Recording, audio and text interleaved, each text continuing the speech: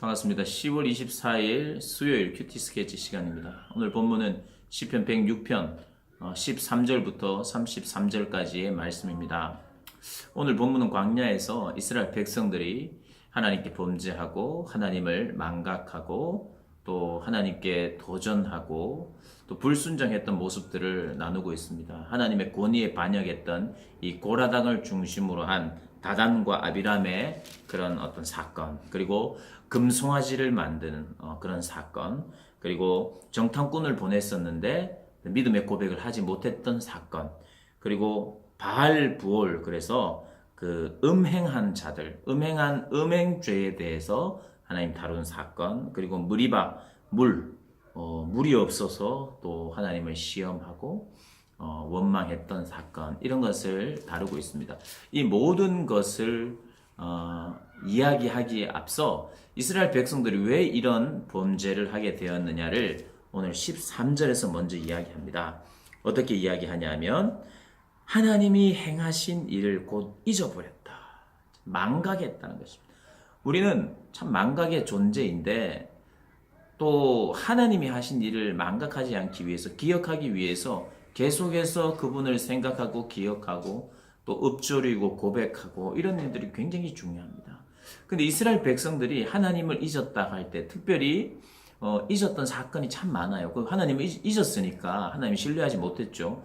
그게 이제 근본인데, 사실 그 광야에서는 하나님의 그 위대하신 일을 잊었다 할 때 이게 시간 문제가 아니었어요.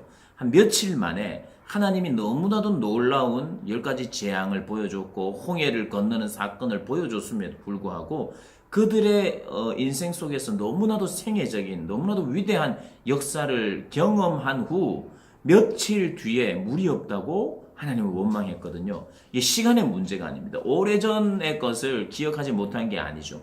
그렇다면 왜 하나님을 잊었다고 말했을까요?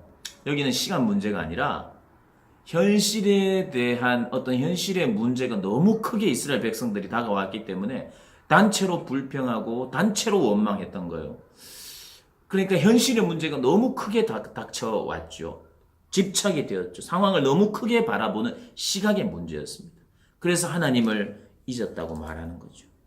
그리고 금송아지를 만들었을 때도 그렇고 물이 없다고 원망했을 때도 그렇고 하나님을 따르고 하나님을 믿는 데는 참 시간을 요하는 것 같아요. 많은 경우에 기다림을 요하세요. 하나님.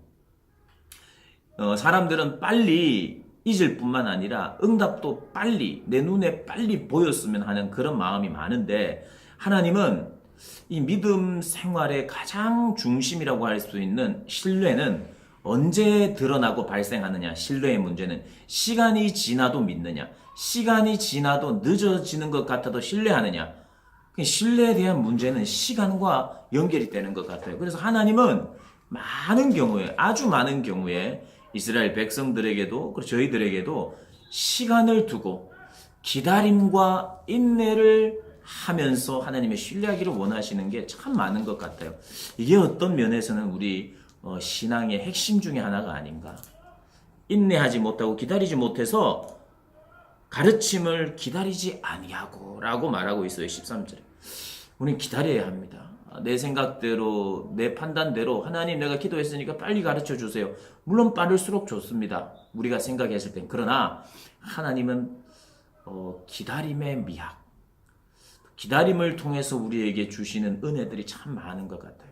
이스라엘 백성들이 제일 못한 것이 있다면 오랜 시간 때문에 망각한 것이 아니라 기다리지 못해서, 그리고 눈앞에 보이는 현실이 너무 크게 다가오는 이 문제 때문에 하나님을 원망하고 또 도전하고 또 죄를 짓고 반역하고 이랬던 것 같아요. 그리고 그러니까 믿음의 눈들을 열어서 하나님의 일을 잘 못 봤던 거죠. 그리고 우상을 숭배했어요. 우상. 우리가 우상 숭배에 대한 거를 좀 하나 잘 이해하고 넘어가야 되는데, 이스라엘 백성들이요, 광야에서도 우상을 만들어서 섬기려고 했고, 그리고 약속의 땅 가나안에 들어가서도 우상을 섬겼어요.